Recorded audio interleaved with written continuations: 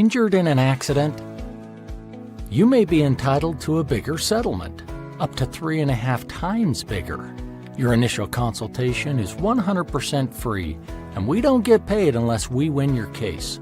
No matter the accident, we are here to help. The advocates will fight for you because you deserve clarity, you deserve justice, you deserve guidance, you deserve an advocate. Contact us today. This is The Monty Show, the truth in sports talk streaming.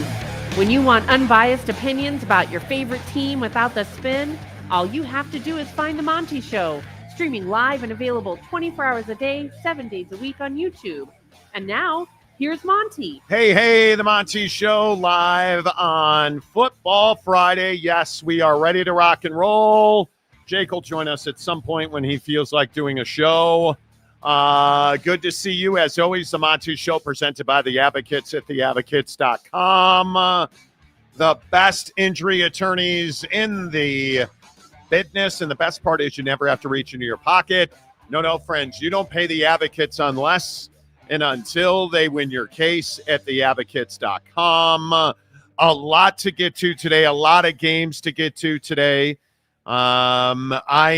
Pretty crazy news day, obviously, with the Charlie Kirk shooter being caught this morning in St. George, Utah, which is southern Utah. And did you see the rifle that this cat, 22 years old, lifelong gun guy, military and police, law enforcement family? I see all the comments asking me about it. Just as a point of clarity, right? As a point of clarity, he altered the barrel. He used a different scope, and he made his own ammunition, his own, essentially, rounds.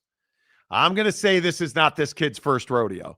And he took the gun apart and transported it. And when he jumped off the roof, did you notice what you didn't see? Phenomenal job by law enforcement. I have so much respect for the law enforcement community here in Utah because it is a very small state. And a lot of people this morning were talking about the distance from, Orem, Utah, which is where the school was, to St. George. It's 250 miles, but everybody knows everybody. And the law enforcement community in Utah County and Washington County did a great job. So we could talk about that. Non-sports stories of the day coming up. Stick around for that. Here's a question for you. Let's get right to work on what is your big game this week. I think obviously you guys know I'm Notre Dame, Texas A&M.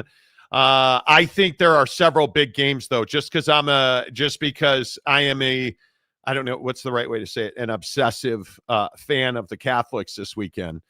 I would tell you, I think certainly Alabama, Wisconsin. One of the talking points, do you guys really think Kalen DeBoer is coaching for his job? I mean, in all seriousness, all the hyperbole aside, and do you really believe that Kalen DeBoer is coaching for his job? I think it's one of those things where I think there's a lot that we want to say about somebody like Kalen DeBoer, but are we really talking about firing Kalen DeBoer? I think that's awfully premature. I think that's premature. I think that's a big one. Speaking of coaches coaching for their job, Billy Napier, Death Valley, the Gators had to Louisiana to take on LSU. LSU, Florida, huge game. And I think this discussion today, when we get there, it is a big one. Is LSU a national championship contender? Because I think they are. I think that there is a lot that's going to go into this season. Obviously, they're in the SEC. They're not going to have an easy walk to a college football playoff spot. I absolutely think that LSU is a national championship contender. I don't have any doubt about that. Tonight in Tucson, Arizona, down in Tucson, this is either a coming out party or the beginning of the end for Avery Johnson in Manhattan, Kansas. Because this is a big one. And the questions, the commentaries, the Avery's great, Avery sucks, he can't play, he's amazing. I think all that gets answered tonight, because if Avery Johnson comes out, and by all accounts, and I think you guys would probably agree with this, I think this game's going to be a shootout. I don't think there's any question that Noah Fifita, as I affectionately call Arizona, the Fighting Fifitas, I think Noah Fifita and Avery Johnson are going to hook up in an absolute fireworks display in Tucson tonight. And if Avery Johnson can't come out on top of that, I just don't know where you go from here, because as much as I respect Avery's game, and I do, I think Avery's a great quarterback for 3 1/4 quarters. You get into the back half of the fourth quarter with a game on the line and you need a quarterback to throw the football, that's probably not the guy you want doing it. And it's the same thing that I think we're seeing across college football now with a lot of these quarterbacks we talk about. Arch Manning, when did Arch Manning come alive at Ohio State? Well, he came alive in the fourth quarter, rated a 91 in the fourth quarter. Avery Johnson goes in the exact opposite direction, where he does not come to life late in games. He actually falls apart late in games, and I think that's a huge problem. So that's a big one. I actually think Wyo in Utah tomorrow is a really big game, because I actually think it's a huge trap game.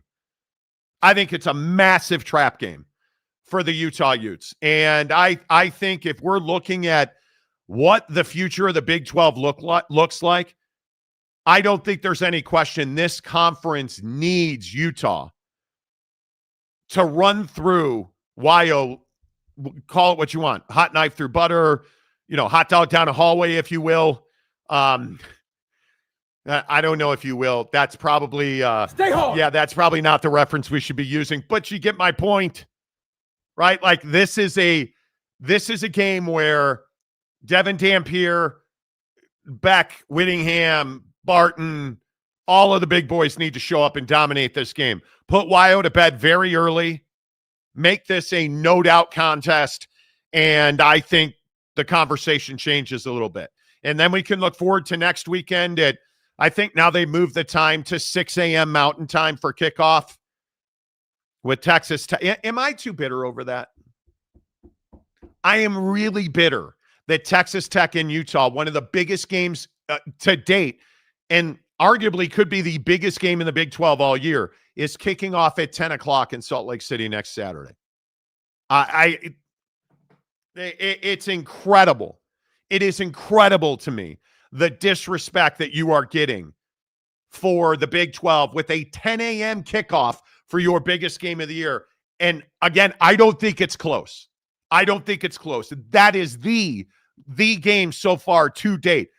And especially with where K-State's gone, the Iowa State-K-State game in Erland pretty much means nothing right now, because Iowa State's gone on and Kansas has gone down. This game right here with Texas Tech and Utah, dude, brutal that game is at 10 a.m. And I don't want to hear about big noon kickoff because it's meaningless. Fox sucks. Their pregame show is not prestigious. This is not game day. This is not, no.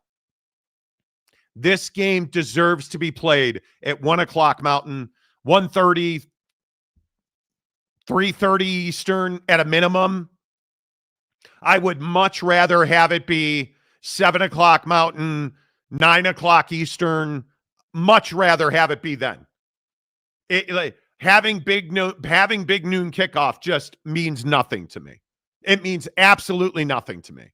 So that is going to stick in my craw, and I think one of these teams is going to pay a price for that. And it's probably Utah, although maybe the altitude, because obviously where Lubbock is, coming up to the mountains to play Utah on the hill is a big deal. One of these two teams is going to pay a very dear price for that game kicking off at 10 a.m. And I don't know which one that is, but I am telling you this is a mistake.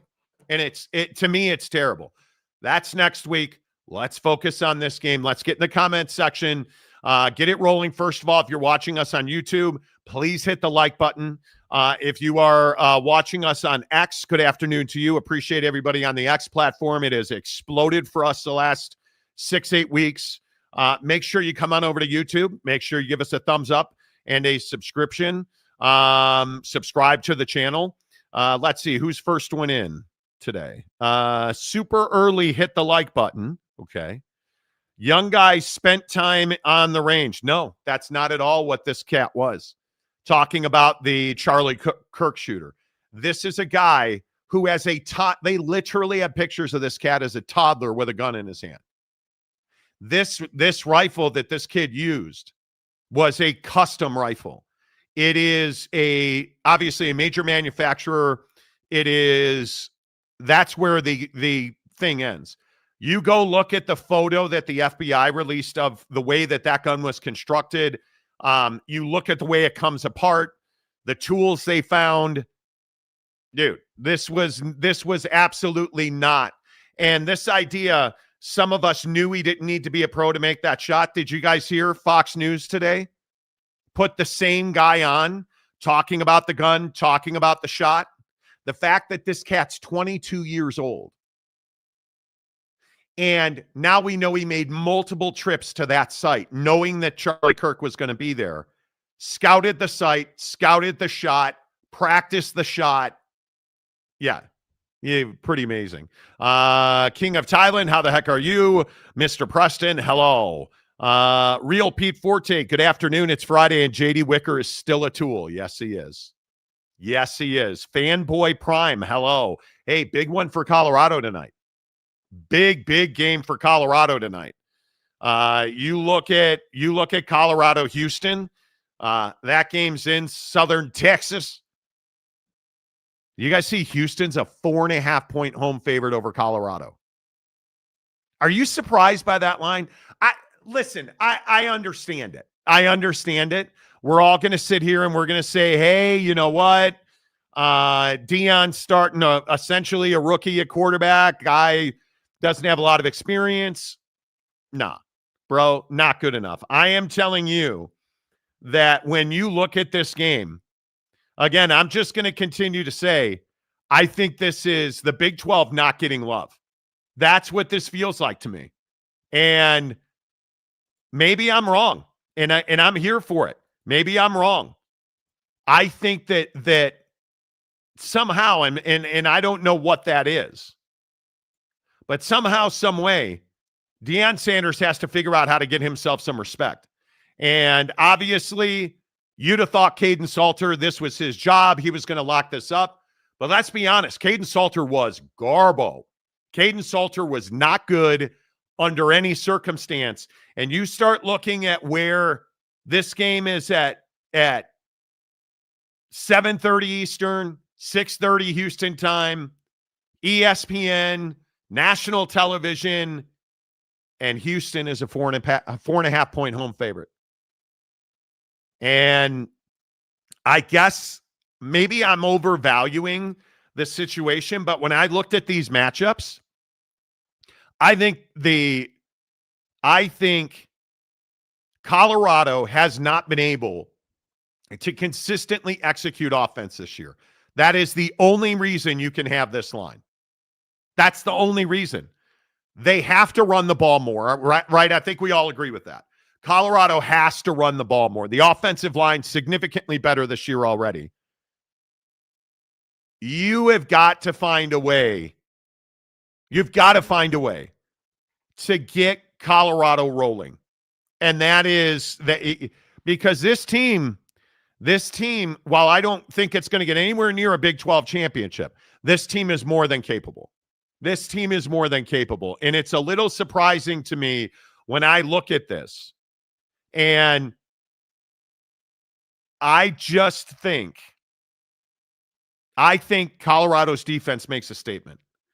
I think that this is going to be probably a one-score game because I don't think there's a huge amount of difference between Colorado and Houston on the field. But let's slow our roll a little bit, pronouncing Colorado dead on arrival. Because I'm a little surprised with what we saw against Georgia Tech. As bad as Caden Salter was, and he was terrible, they damn near won that game.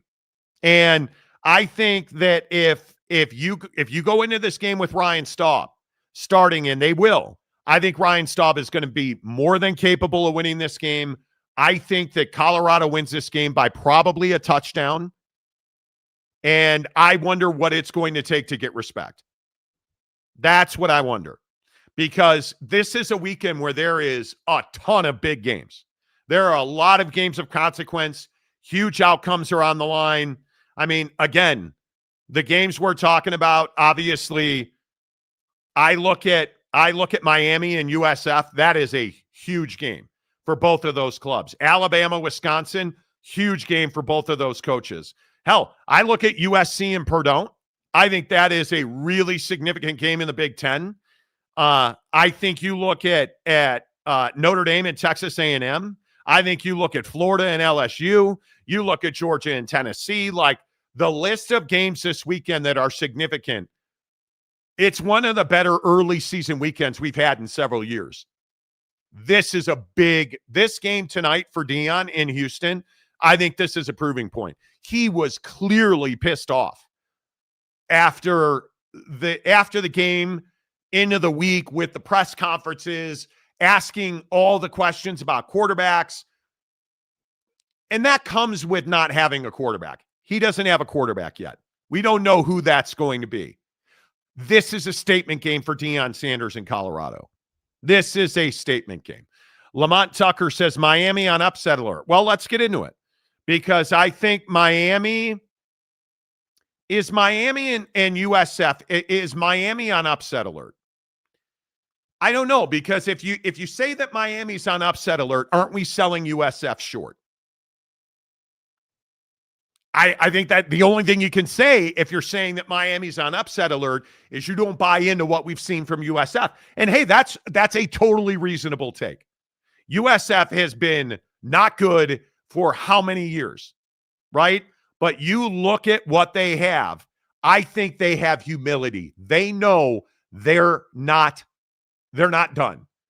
And the old saying, they didn't come this far to simply come this far. That's their mantra this week. That's what they've been talking about. And I think when you start looking at Miami, here's the biggest question. Who's going to make fewer mistakes? Because, and I know that the Miami fans are in our comment section this week talking about how I disrespected Carson Beck and I'm a little Irish bitch. And okay, all of that might be true. All of that might be true. But you tell me, you really believe those 2 touchdown passes should have been completions? I think it was easier to intercept the ball than it was to complete the pass. And if that's who Carson Beck's going to be this week against USF, Miami's going to lose. Because you cannot continue to believe that you're going to throw the ball the way Carson did against the Irish and you're going to win, because you're not. And looking at some of the numbers in this game, I think when you look at Byron Brown, that's the guy that nobody's talking about. He is a superstar. Byron Brown at USF is a superstar. There is no doubt about that. And I think when you start looking at this thing, and you begin to understand that you are in a place now where you have nothing to lose here. You have absolutely nothing to lose if you're USF. You have a superstar quarterback. Dude, this is going to be a really big game. But here's the thing. When you look at the way that Miami's playing, Carson Beck has been really good because the passes weren't intercepted. The passes were completed. And he's hitting 78% of his passes, 4 touchdowns, no interceptions. Okay, how much do you buy into what Carson Beck's laying down right now? That's the question in this game, because I don't personally buy into what we've seen out of Carson Beck, right? And yeah, you know what, Joey Harper, I don't disagree with this. I don't disagree with this at all. Is it a trap game? Again, because I don't think anybody here is lock, stock, and barrel in with USF, right? Like, I don't think we're there yet. But is that where we are with Miami? Are we all in lock, stock, and barrel? Yeah, I don't think any of us are lock, stock, and barrel on Carson Beck. And when we start looking at his numbers and you start looking at some of the stats on Carson Beck, The biggest problem I have is it's been spectacular plays. Nobody cares about Bethune-Cookman, right? Hey, congratulations. You go back to the Notre Dame game, and you look at the percentage of throws in that game that were danger throws. PFF has his danger throws at 42%. 42% of his throws in the Notre Dame game were categorized as dangerous throws. How many of those were intercepted? Not a single one. And we've talked about it all week leading up to this game for Notre Dame. Aiden Schuler and that secondary have to be significantly better. Have to be significantly better. There's just no other way to look at it. Okay, well, if they had been their normal self against Miami, they'd have won that game. So the question is, do you buy into Carson Beck in these incredible numbers? The answer is no, I don't. Not yet. We're going to find out, because I actually think, my belief is USF is better than we're giving them credit for, right? I think there is no question, and again, I'm going to go back and say what I've said all week because Miami fan thinks I'm trashing them. I am not. Malachi Toney is legitimate. He is, I agree with everybody saying he's Tyreek Hill on the field, hopefully not off. CJ Daniels, I think all of us in Utah know what Keelan Marion is. They're explosive. They're big play. They're over the top. But those are dangerous throws that a lot of secondaries are going to pick off. And this is I wouldn't necessarily call it a trap game. I think this is a prove-it game for Miami. And I think Miami can prove it. I truly think they can prove it. With a week we've had, I'm hoping some good games tonight and on Saturday. I think there's going to be a lot of big games. But I like Carson Beck, as you should. I don't think there's, listen, again, I'm not sitting here trashing Carson Beck. What I'm telling you is he is living on an edge. And what we saw against Notre Dame, he will not get away with that most weeks. Not with their schedule. He will not get away with that most weeks. He will not get away with that against USF. I'm telling you now, they have yet to turn the ball over at USF. They're +4. They have, I think they've got like 3 penalties. They're disciplined. They don't make mistakes. They don't give the football away. They're holding an unbelievable pace of play. And I don't know if it's sustainable all season long. Humidity is not going to be a problem for USF. They're in Florida. They play in humidity all the time, right? I think it is remarkable how well they've played, and they have yet to win the time of possession because their offense has been so explosive. Their defense, with that little bit of rest, has been fantastic. Now we get to find out what's real and what's fake. What's legitimate, because when we start looking at USF and you begin to understand that they beat Boise and they beat Florida at the Swamp, those are not accidental wins. I think this is a very dangerous game. Very dangerous game. Lopes fan Gabe, did Jakey Two Shakes get locked in the rectory or something? No. He had a golf tournament. I'm not sure if he's going to be here or not. He probably won't be, but hey, that's up to him, right? We're all big boys. Big Daddy Dallas, with a week we've had, I'm hoping for some, okay. Did I read that twice? I may have read that twice. Could be 5, but it'll be close. Okay. Pretty cheap tickets over at UCF or USF. Well, I also don't necessarily believe that like, I mean, has it ever been hard to get Miami Hurricane tickets? Because that game's in Florida, or that game's in South Florida. That's at Hard Rock. I don't think it's ever been difficult. Cristobal also had perplexing losses at Oregon. Yes, he did. Hallmark. It's a hallmark of his career. Disdain Rogue. Nobody's trashing Miami, but if Miami comes out flat, it's 100% going to be a long night, dude. Truer words have never been spoken. USF was built on grants and education loans. Okay. That's fine. Where's Jake? He'll be here eventually, maybe or maybe not. Welcome Dennis Westwood to the membership. Dennis, appreciate it. What am I going to play instead? Hugh Janus. There you go. That could be true or not true about you, but you know, I like it. I'm going to take Miami to win that game. The only way that Miami loses this game, in my opinion, because I think the offensive line at Miami showed us it can hang on. It can hold up. I don't think there's any question. The only way Miami loses this game is if they turn the football over.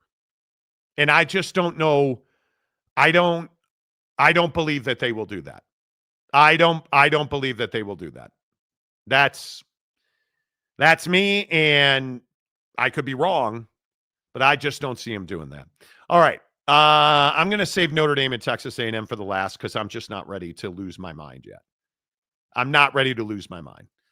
Let's get to the game tonight because I think this is a big one. Arizona at K-State.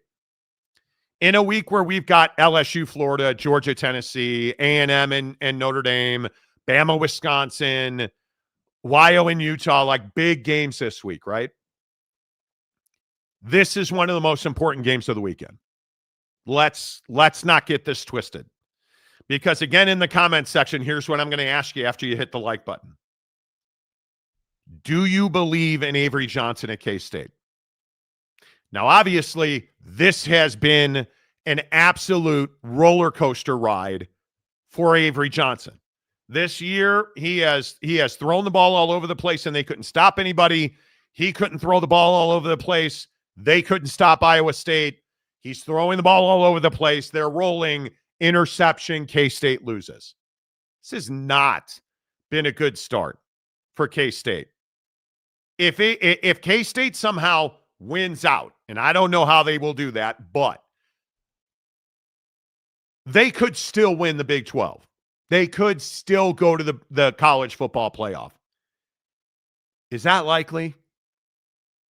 Is that probable? The answer is no, it's not likely and absolutely not probable. But if I look at the way they lost to Iowa State, he got outplayed by Rocco Becht. Okay, Rocco Becht's a hell of a quarterback.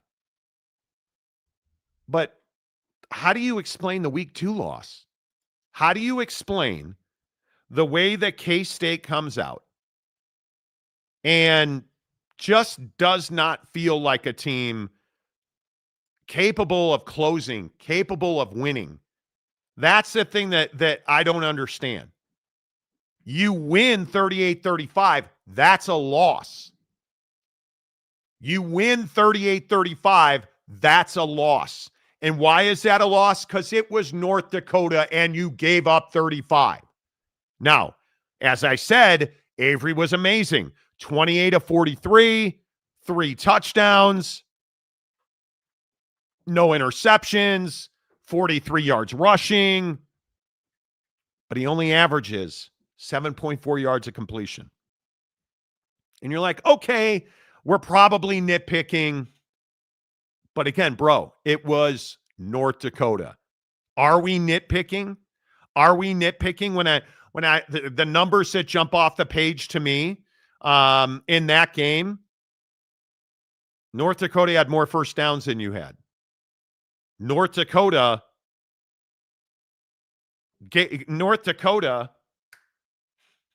had 354 total yards. North Dakota had 354 total yards. That's not good. North Dakota was 24 of 39 passing. That's not good. North Dakota had 102 yards rushing. That's really not good. That's not good at all. And if that weren't bad enough that you lost the game you won, then we have to come out and talk about Army. And this is where the shit goes sideways for Avery Johnson. 15 of 25, 172 yards, 6.9 yards a completion, a touchdown, and a back-breaking interception that probably lost you the game. And did I mention you only ran for 74 and you got run on for 237 yards? My God, it can't get worse than that. Oh, wait, you're in Tucson tonight where a lot of people go to die because it's going to be warm. It is going to be uncomfortable. And the Fighting Fafitas are going to throw up fireworks. So let me get this right, K-State guy.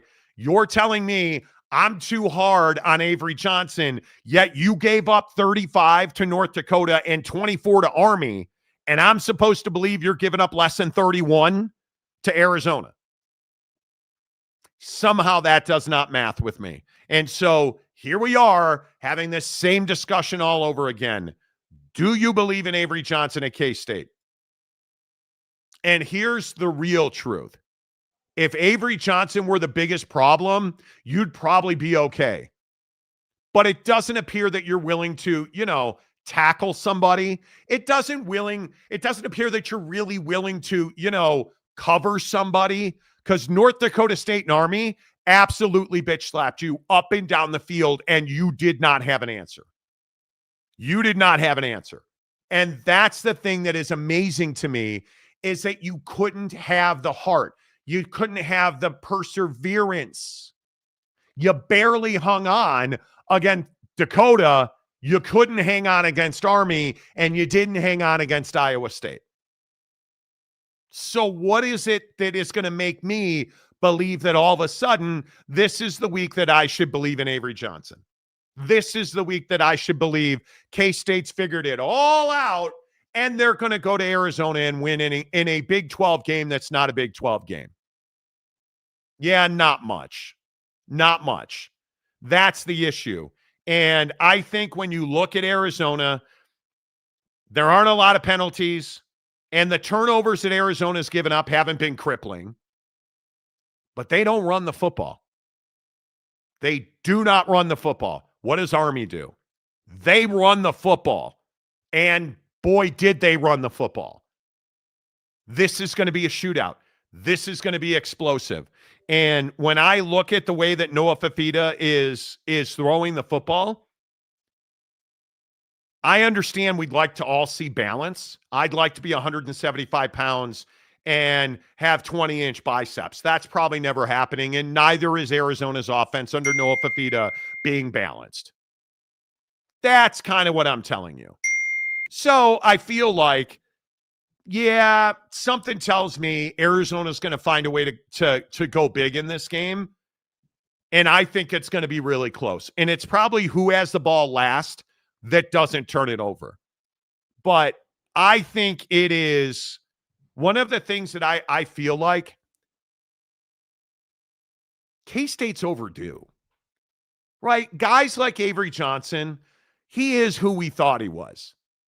But are you telling me that Kleiman just forgot how to coach teams? Are you telling me that their dudes just forgot how to play football and tackle? I don't think so. I don't think so. I think that Arizona doesn't turn it over, which I totally understand. The defense does get takeaways. I think the penalties are going to be an issue. And I think whoever has a ball last and doesn't turn it over wins the game. And that's why I'm going to take Arizona to win the game. I'm going to take Arizona. Johnny Gonzalez, K-State doesn't beat Arizona tonight. Get ready for a 6-6 or possibly worse. Dude, if they don't beat Arizona tonight, bro.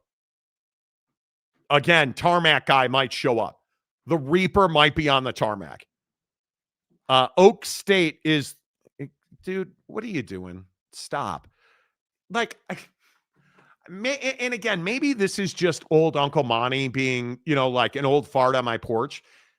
Do we always have to have sensational comment out of Big Daddy Magic? At some point, maybe we won't. Arizona, K-State benchmark game for both teams. The winner saves their season and the loser is on life support. Totally agree.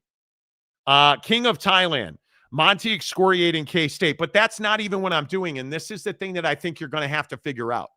You're going to have to figure out at some point how on earth how on earth can we get to a place where we trust Avery Johnson? And the answer is I have no idea.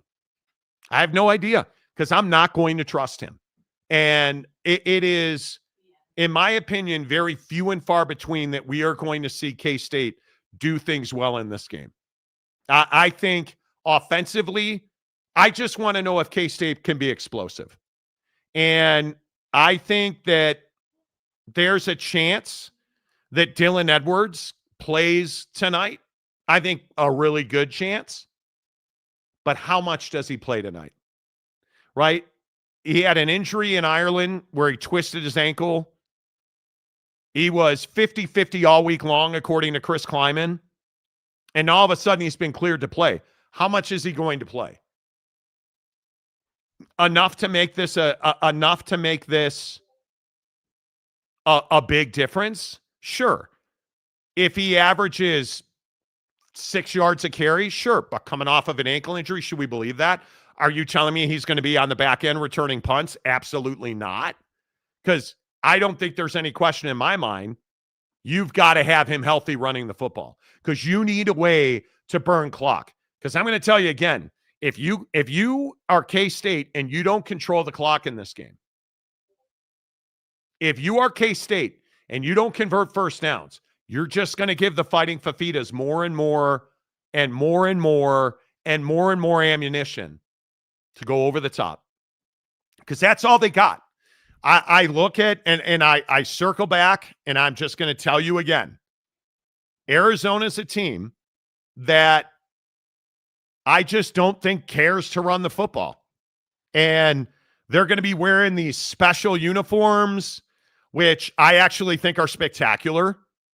I think that I love their throwback uniform.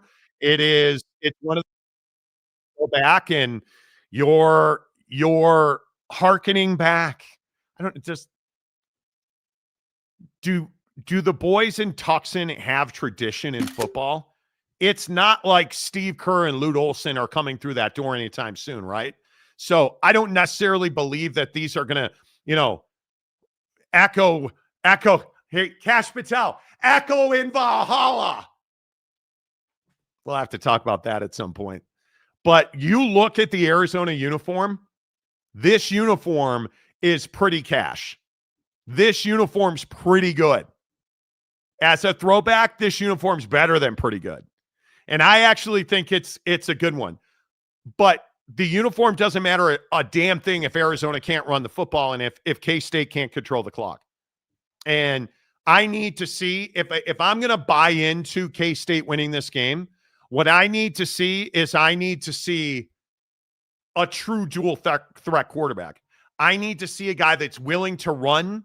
I need that 2nd and 6 yard play call where it's play action than Dylan Edwards.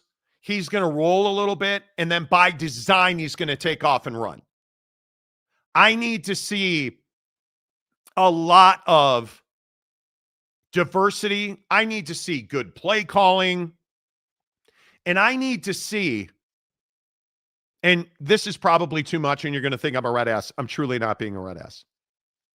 I need to see Matt Wells be a competent offensive coordinator. I need to see Matt Wells do something other than lose games with Avery Johnson, because you know what? We haven't seen him win many games with Avery Johnson of consequence.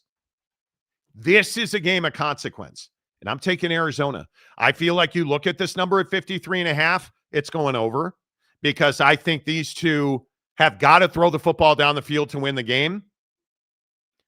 I think that it's going to be very difficult for Matt Wells to resist throwing the football a lot, because I think there's some people who believe Avery Johnson has a point to prove.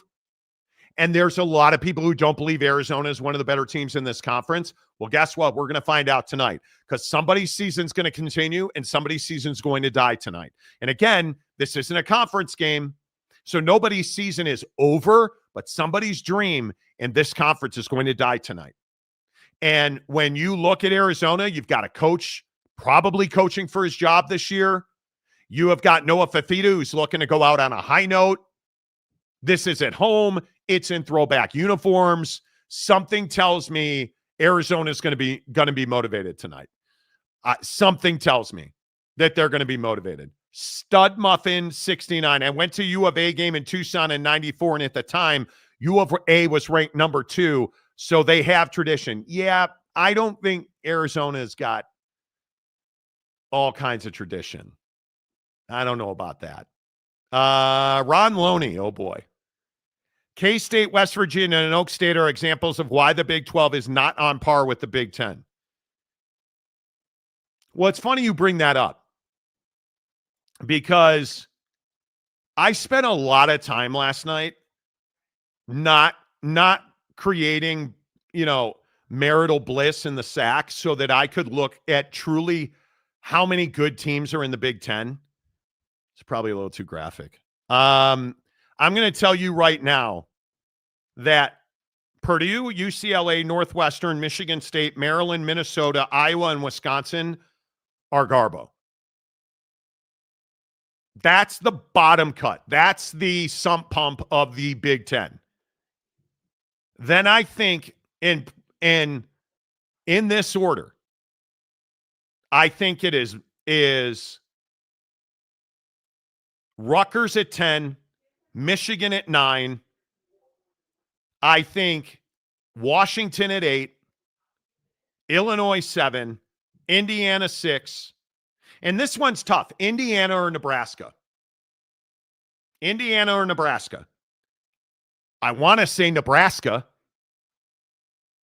I think you could interchange those two. And then I think this is where it gets crazy. I think Ohio State's the best team in the league. I think it's one of the best defenses in the country. We're not going to find out for a couple of weeks. I think Oregon's number 2 because I don't believe that they've pulled out of Oak State yet. Anita, Dick, and Ming. I'm pretty certain they haven't. I'm going to say, and this is where we get crazy. I'm going to say USC's the third best team in the Big Ten right now. And I look at this road trip to Purdue, and I look at, exactly where this game ranks. Well, number one, it's 3:30 in the afternoon on CBS. Yeah, USC and Purdue have a better time slot than Utah and Texas Tech next week. Thanks for that. But if we're truth-telling, and I know that's not what we like to do on this show, if we're truth-telling and you start looking at some of the numbers out of USC's offense, how are you not impressed? How are you not impressed with what freaking Lincoln Riley, Mr. Left for Dead himself, Lincoln Riley, what he has produced offensively, I think is nothing short of miraculous because he's playing a quarterback that not many people wanted. Jaden Mayava this year, and I don't know how many people are aware of this, Jaden Mayava has only thrown the ball 42 times this season. He's got 700 yards. He's completing 74%. He's averaging 17 yards of completion, 16.8, 6 touchdowns, 0 interceptions, 0 sacks, and he's rated 262. Oh boy. Get nervous. And is it anybody that you're worried about? No, it absolutely is not. It's Georgia directional in Missouri State. But this is the number you expect to see out of USC versus your mom and your sister, right? That's all they can do. When you're in the soft-ass Big Ten and you don't play anybody, that's all you can do. Well, guess what? That's what they've done. And if you are not terrified, and terrified's the right word, if you are not terrified that USC is the third best team in this league, I don't know which league you're looking at. Because I think this is absolutely one of the best Lincoln Riley offenses we have ever seen. Now, can they tackle? Do they cover the middle of the field? Yeah, I don't know either. but maybe they have the offense to cover up for that nonsense. Just maybe. Just maybe. They have the offense. James, he's not going to be back until at least the middle of October, and probably not before Halloween. You guys suck. Oak State ain't back. They're not coming back. It's over. It's over. He's coming off of a pretty significant foot fracture. And your next comment, he runs a 4.40. Hey, dude, I don't need him to run. I need him to throw. And you don't have an offensive line. You don't have a defensive line. You can't cover. Your wide receivers don't look fast. And you don't really have a running back of note. Other than that, you guys are stacked. Are we really running out? Oak State fan, are we really running out? Thank God Hoss Henschy is going to be back in 5 weeks. 5 weeks? This thing's going to be over in 5 days. A week from now, your season's probably done. And I'm not even, I am probably trying to be that guy. I'm not trying to be a jerk about it, but dude, do you understand how mental you appear when you start talking about how Hoss Henschy runs a 4.40? He's got a broken foot. And you're telling me, he'll be back in 5 weeks, Monty. You play Tulsa this week, then it's Baylor, at Arizona, and Houston, Cincinnati, and then you're going to start Hoss Henschy to return at Texas Tech, at Kansas, K-State, at UCF, and Iowa State. It makes perfect football sense. You're not doing that. You're not doing that. There's not a chance you're doing that. Lincoln Riley has pretty much always been able to make QBs look good. No, in fact, he is not. No, in fact, he is not. That's the biggest issue. He brought his boy, Captain Cleavage Crier, from Oklahoma, and that offense looked dank. They couldn't score in situational football. They were not good in the red zone. They were not good running the ball. They were not good throwing the ball down the sideline. They weren't good. So again, I'm telling you, we can sit here and we can story tell. I know it's sensational, and I know none of you agree with me. USC is the third best team in the Big Ten right now. Could that change any minute? Sure it could. Absolutely it could. Could that change with one snap of the football and maybe Maeva gets hurt? Okay, great. Quarterback's out. Different story.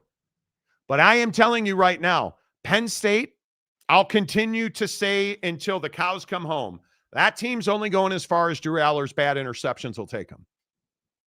And he's going to throw bad interceptions. He always has. He always will. That's who Drew Aller is. He's not a guy that can carry a football team. They're not asking him to be the guy to carry that football team. They brought back both their running backs, their defense.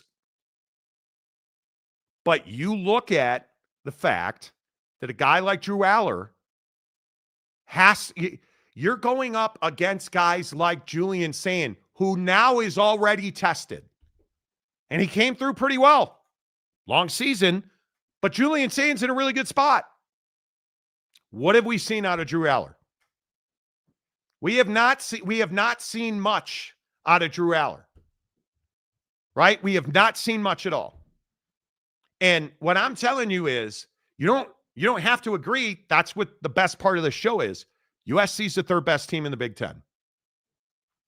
They are. And you know what, Eye Patch? Maybe their defense still is ass. I have no idea, because they haven't been tested defensively. They've been tested offensively, and they have come through with flying colors.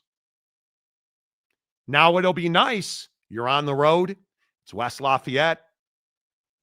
It is a factory town. All they do there is eat pizza, drink beer, and go to engineering school. And then they show up at Ross-Ade on a Saturday, and they make a lot of noise. So we'll find out, because this is a road test. Purdue is not great. Purdue is not great. They're one of the worst teams in the Big Ten. I'm down. You still got to go on the road and win. You still got to go on the road and win. Mike Smith, the real test for USC is when they play a team that actually has good offense. Yeah? Yeah. And again, I'm not even telling you, I'm not trying to front and say that USC has played the best in the best. They have not. But again, dude, have we ever seen Lincoln Riley's offense this explosive at USC?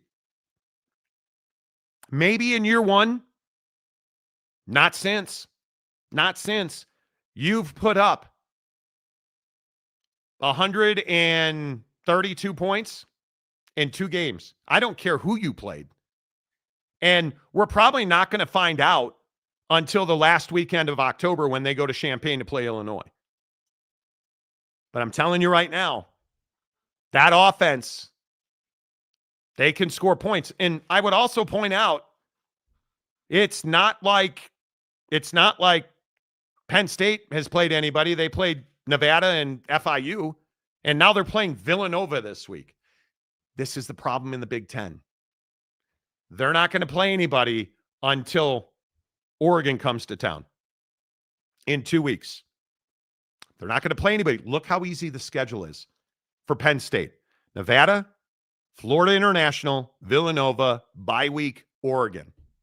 All you're doing is setting yourself up to lose to Oregon because you're going to feel really well. You're going to wake up every morning. Stay hard. You're going to absolutely have your swole on. And then Oregon's going to run through your face on the first drive, and you're going to have to figure out who you are. And Penn State's defense has given up 11 points in 2 games. Can't argue with that. Can't argue with that. The problem is, let's say Penn State loses to Oregon. Humor me on this. You lose to Oregon. Now you got to go to LA and play UCLA. You're going to absolutely dominate them. Northwestern at Iowa. Those are 3 of the worst teams in the Big Ten. You're going to demolish all 3 of them. I think you'll even go to Iowa City and absolutely demolish Iowa. But then what happens? It's your annual disappointing loss to Ohio State at the Shoe. And last year it wasn't at the Shoe, it was at home. Okay, cool. Now it's Indiana, Michigan State, Nebraska, and Rutgers. This is what Penn State's been for how many seasons? Hey, I'm going to beat the hell out of the worst teams in the league, and I'm going to lose to all the good ones we face. And we're going to get highly ranked in the playoff, and we're going to beat the hell out of really bad teams. Then we're going to lose to the team that we actually have to beat, which is Notre Dame. And how are we going to lose? Drew Allar's going to throw a really bad interception. You don't have to agree with me, but you can't tell me I'm wrong. You can't tell me I'm wrong. So, Chewy Gonzalez, Oak State doesn't even have a coach. He's checked out. It's amazing to me that Oak State fan wants to continue to roll with Hoss Hengy. Where do you even get Hoss Hengy on Friday, September 12th, just 2 weeks after he broke his foot in a really bad foot injury? Do you understand that when he hurt his foot, do you guys know that they thought it was bad enough that his parents went down to the locker room? Wasn't just, well, somebody stepped on my pinky toe. We got to D on those toes off his foot. Okay, it'll be fine. No, it's, hey, Mom, you should probably come downstairs. Hoss is crying like a little bitch in the trainer's room, and it looks like it hurts. It was bad enough that you had his mom come down. And now Oak State fan, Oak State James, is in the chat proclaiming the greatness of Hoss Hengy, who I would remind you, you personally broke his foot. I believe I saw you on the sideline hit him with a sledgehammer, which is what you essentially did when you got in the chat. You told us they were going to win the national championship. They were going to go undefeated. He's got a huge dong. Stay hard. And he's going to throw for 8,000 yards this year. Oh, and don't forget the defensive tackle that was so good. He got his ass beat at Autzen. I think that pretty much covers it. Right? Like, how? Thanks, Johnny. I think the winner of Oregon USC will play Ohio State for the Big Ten title. Okay. Newest member of the show is K-State Scott. Again, Hugh Janus. That's all I got right now. If Washington did not have Penix, maybe Oregon would have won something the other year. Isn't that the ultimate irony of sports? Well, if the Bulls hadn't had Jordan, Reggie Miller would be, Charles Barkley would be, Patrick Ewing would be, Sean Kemp and Gary Payton would be, Clyde Drexler would be. Oh, but the Bulls did have Jordan.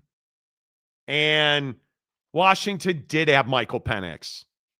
And so they didn't win. I think Dan Lanning, and I know Jake and I talked about this yesterday, Dan Lanning has won nothing and done nothing. He's accomplished nothing at Oregon. What has he accomplished? He hasn't won. He hasn't gone to the college football playoff final. Went to the college football playoff last year and got boat raced. What has he won? What has he won? I continue to struggle with this. Why is Dan Lanning anointed the next great coach? He has won nothing. Oh, he recruits. Dante Moore. He recruits. How was Bo Nix? Great. How was, Dylan Gabriel? Great. How is Dante Moore? Great. What have they won? Nothing. So turning down the Bama job, I understand that. I get it. You haven't done anything at Oregon. Who are you? Mario Cristobal, where you just bail out? I think he did the right thing staying. But this is, again, why I continue to say, Oregon, this is a prove-it year.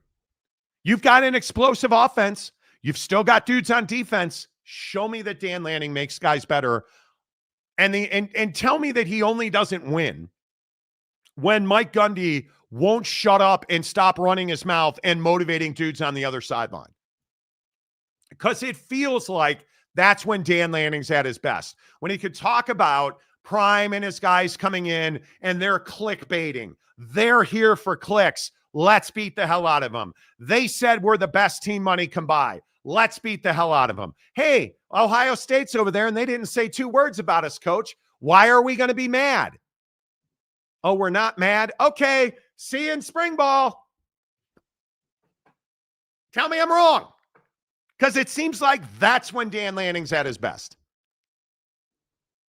And it feels like that's what happened. And it feels like that's what happens to Dan Lanning every year. But what do I know? The eye patch. Oregon has wanted that blue blood label for decades and continues to fall on their faces in the big games. They lose a lot of big games. You guys remember, and you don't, eye patch you do. You remember Kalen Clay dropping the ball before he crossed the goal line? They'd have lost that game. Right? Like, I'm not saying that Oregon's a bad program. I'm a little fed up hearing about how great Dan Lanning is. I like Dan Lanning. He's a good soundbite. His teams play entertaining football. That's a guy who needs to win. Who are you, James Franklin, where you never win anything? Because that's who he's turning into, based on the hype anyway.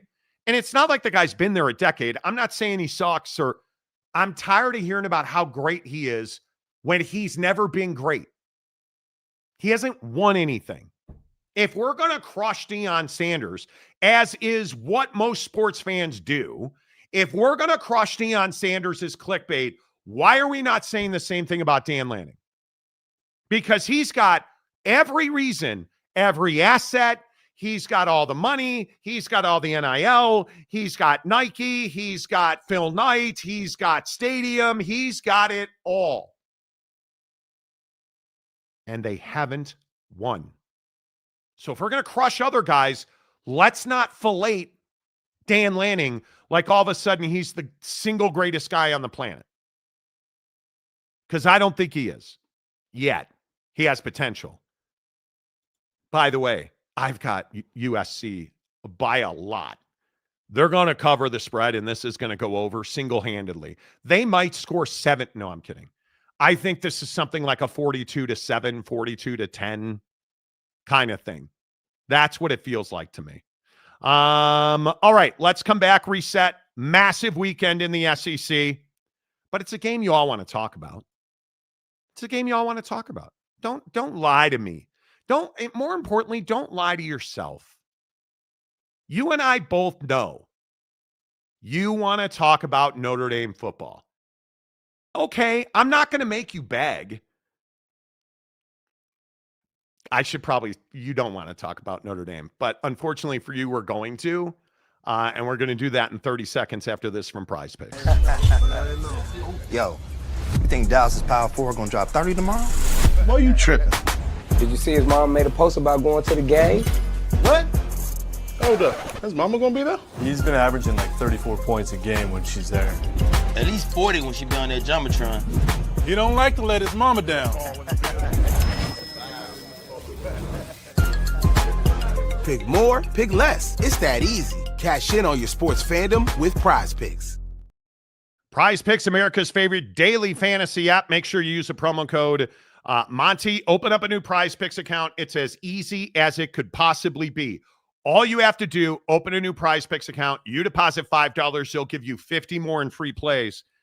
And I would like to point out, I gave you some pretty solid advice last night, right? I gave you winners. You want winners? I've got winners for you. Last night on Prize Picks, I would like to tell you the 3-for-3 flex play that had Jaden Daniels throw 2 touchdowns. Thank you for that garbage time touchdown. I think Jaden Daniels with that touchdown. You guys ready? You ready for this? Jaden Daniels throws 2 touchdowns. He's going to Valhalla, baby. Jordan, I'm an asshole. I freely admit it. Jordan Love, 2 sacks. Yes, sir. Terry McLaurin, 34.5 yards. Yes, sir. 60 to pay 160. Then 2 of 3. I got the Jordan Love for 5.5 rushing yards. He ran for 12. I got Terry McLaurin for 34.5 yards on a Taco Thursday. Discount 48. And then I lost on Deebo Samuel, 5 yards rushing. He had none. We walked away last night with $180. You can do the same. College football all weekend long. Just download the Prize Picks app. Use the promo code Monty to open up a new Prize Picks account.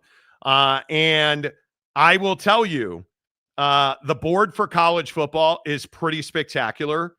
And I don't even know. We'll get to it. I'll give you my Prize Picks before the show goes. 60 minutes to go on the Monty Show. Let's get Jake in here, who decided he'd like to come to work today. Wow, you look exhausted. No, I'm not tired. Just been wearing a hat all day. You know how it is. Okay, just been wearing a hat all day. So let's establish some things. Yeah. Jake is way off center. Yeah, let me center in here. Yeah, can you center yourself up? I'm gonna center in here, Monty. You have an incredible sunburn. Amazing. Yeah, I mean, I just got a little bit of color, as they say. Was that because you went to Valhalla? That's where you got the. Is that where you got something like that? Something like that. Yes. I should probably stop. Did you guys see the Kash Patel thing today?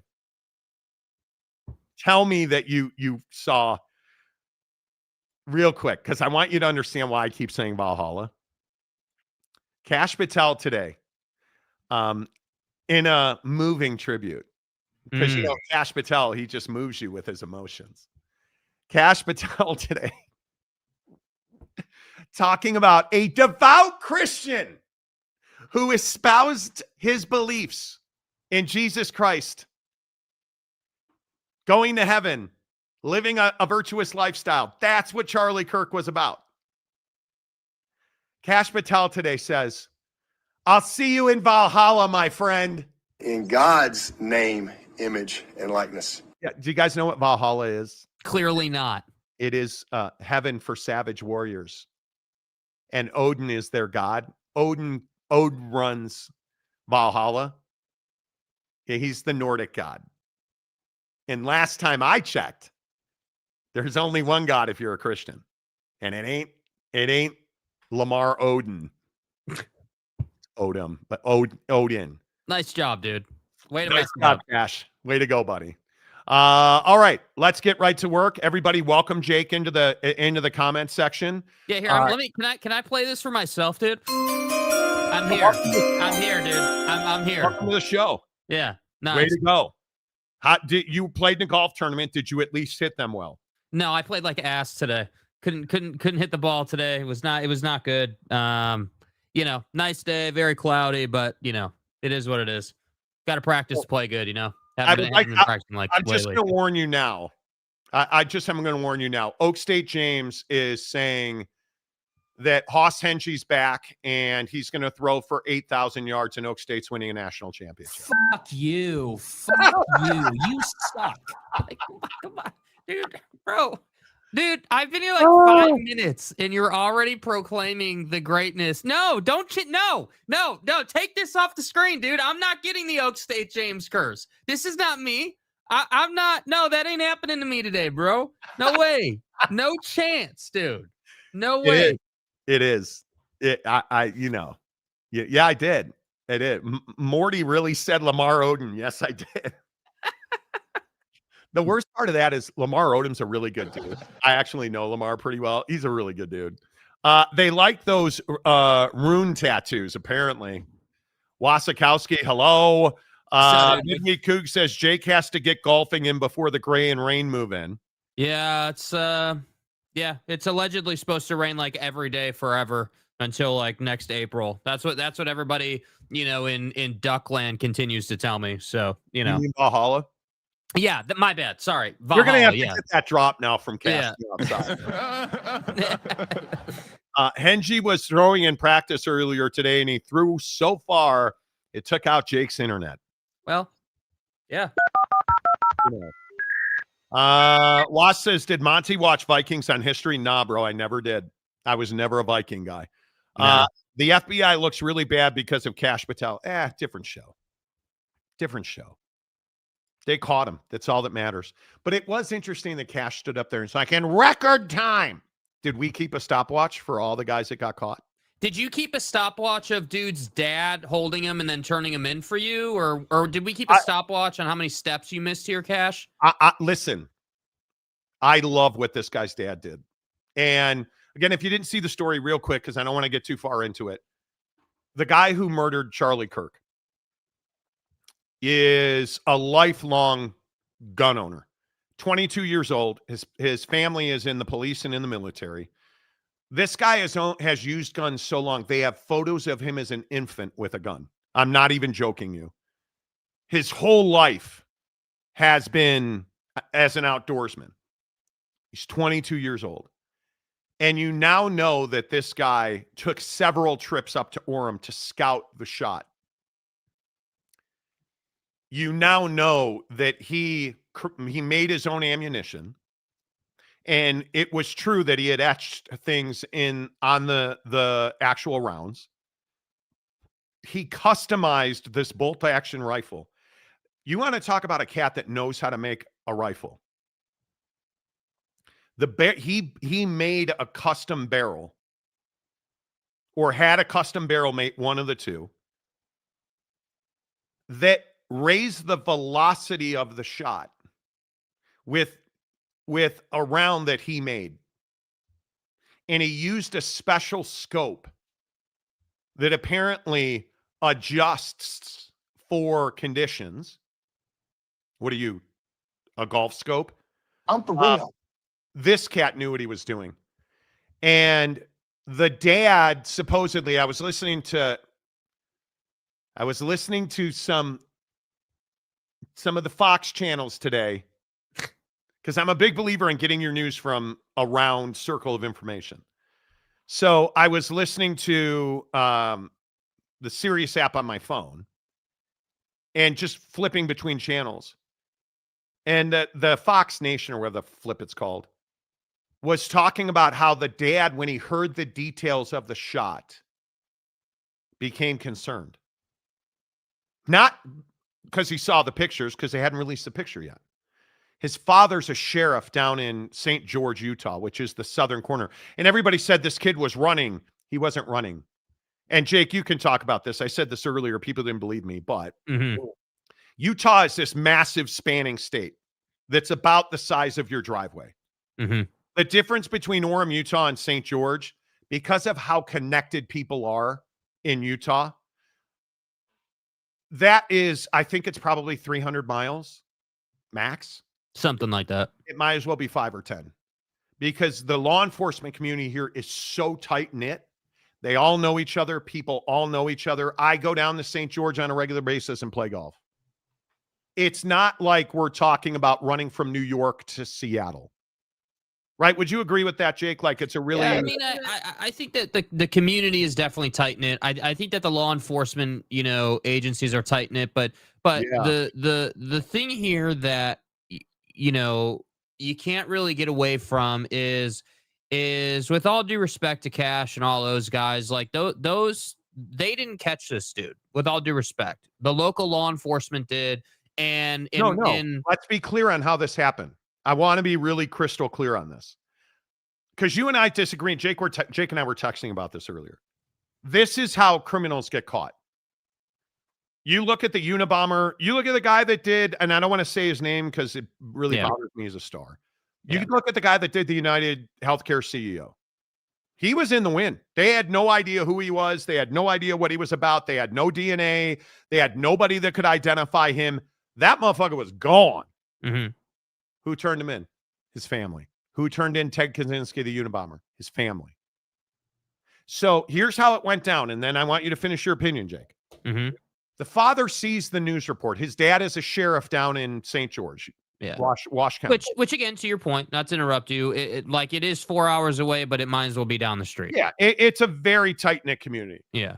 And he's like, oh, the kid doesn't live at home. He has a roommate. The dad's like, where's my son? Son's not home. Okay, well, let me find him. He finds him. Comes over. They get together. The kid confesses he took the shot, which was important because the father now had seen the video and the pictures and knew. Did the father call the FBI? No. Did the father call anybody? Yes. Called the youth pastor. Now, before you pass judgment, does anybody know this about the youth pastor? Fugitive Recovery Task Force member. The pastor called the FBI, who were at this kid's location, and on top of him, they didn't take him into custody. In 6 minutes, they had all of his socials and all of his phone. They were up on his phone. 23 minutes later, by some accounts, they were on top of this kid ready to arrest him. And it's only because the network of law enforcement in Utah is so tight. They're so good at what they do. And one of the things that's amazing is this father did two things that I will forever love this man for and respect him. The kid said, I'm going to run. The father said, no, you're not. He said, I'm going to kill myself. He said, no, you're not. He kept the kid from leaving and kept the kid from killing himself. The authorities came and picked him up. And this roommate's a problem because this roommate knew what he was doing. Because the roommate there's text on the roommate's phone, and the cops went to the house, and the roommate showed him the phone where the shooter's talking about, hey, I put the gun in a drop, at a dead drop, so that I can go back and recover it because it's a custom piece. And this roommate could be in some real trouble here. I think he could have real exposure.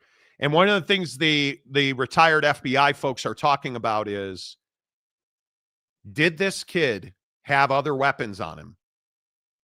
Because he was certainly a gun guy. And it appears he didn't. He got in his own Dodge Challenger, drove up to UVU, changed his clothes, did the thing, got off the roof, jumped down, got back in his Charger, and drove home. It's incredible. It's just incredible to me. Anyway. Yeah, I mean, my biggest thing is I don't even think we disagree about how the dude was caught, right? Like, like it's pretty clear how he got caught, and I agree with that how all that went down. My biggest thing is that I just feel like, Cash and the FBI were really hot to trot to be first instead of be right, and you arrested two people that were not the guy. Then you ended up releasing both of those people. Only after you said that you felt like you had the dude in custody. So I just felt like it was not handled the way it should have been handled. I felt like you never should have said, "Oh, we got the guy. No, you didn't get the guy, dude." The reality of the situation is, and again, I don't disagree. This is how people get caught. Their family turns them in or whatever. But the reality is you disassembled the Salt Lake arm of the FBI. And you were behind the 8 ball the whole time, and it took dude's family turning him in for you to get this guy. Yeah, and I agree with you that they botched the announcements. I totally agree with that. The family turning him in, that's the way it happens. You go back and look at the history of these guys. You know it when you see it. The father never saw the shooter, and he heard about the kind of shot it was, because this kid had been messaging and posting and talking to his family about how much he hated Charlie Kirk.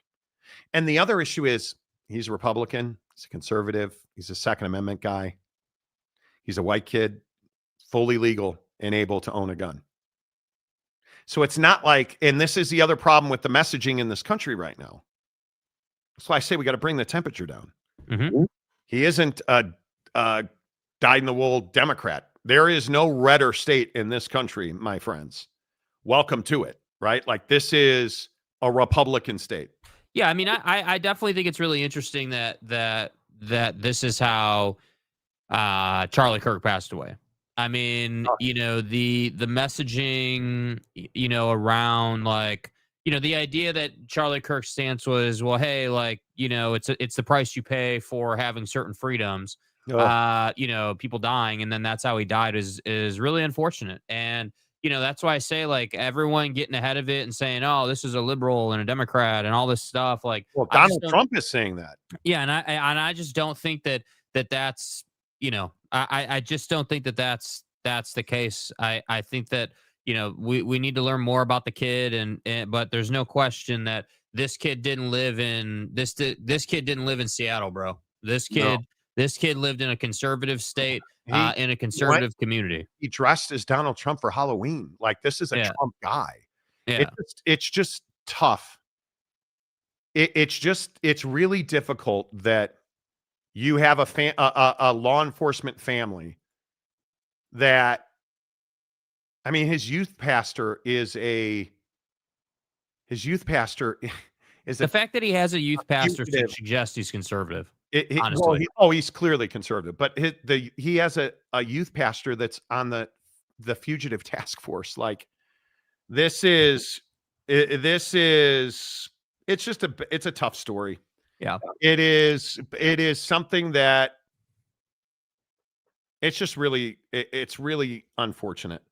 And I hope that when all the truth comes out on this, because I don't think we know anything about what this kid's about necessarily. I don't think we know.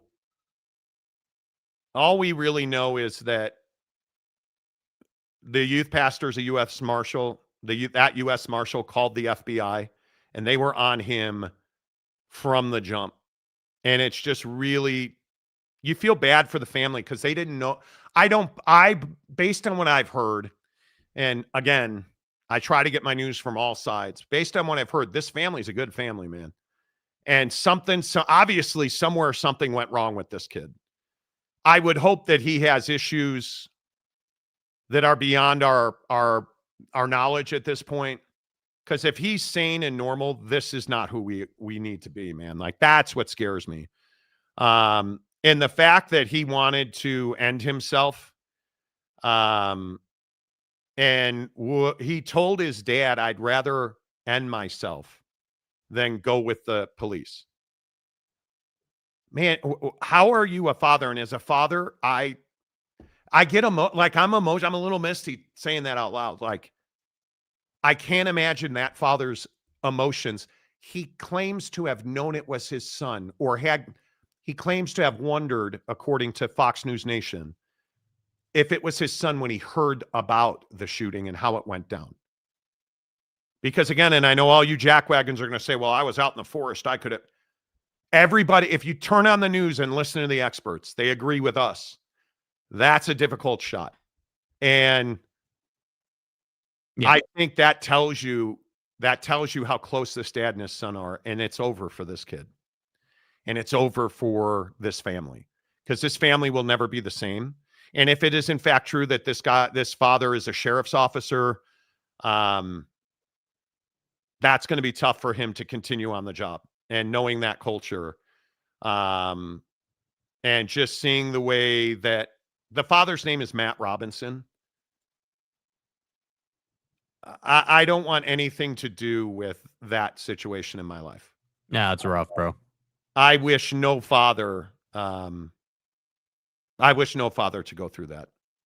I really don't. And I wish no daughters and wife to go through what Charlie Kirk's going through.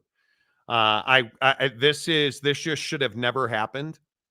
And I think it's a really good lesson that,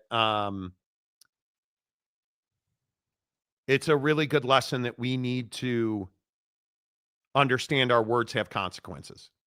All of us, every one of us. And I'm not the guy that's going to, I'm not the guy that's going to point fingers at people, because I just don't think that's healthy now. But it hurts my heart to think about how that dad feels right now. How do you go on? Your son is now a heinous, notorious murderer. Who's on the hook for the death penalty, allegedly. Oh, allegedly. Allegedly. Our governor, who never puts himself out in front of anything, this guy has talked more in the last 2 days than he's done his entire time as governor. And there's are they even going to let this kid plead guilty? I mean, I think they want to put this kid on a yardarm in a public square, and we're not doing that. But they're going to try and get this kid, and nobody's going to win here, man. The minute he made that decision and pulled that trigger, we all lost. Yeah, it's really sad, bro. Yeah, it sucks. It sucks. And I guess he just, and again, nobody has said that, like, you guys, I'm not going to play this game with you where you're in the comment section making up lies about this kid being radicalized left. That is not true in any way, shape, or form. Nobody, his sister has never said that. Not one time.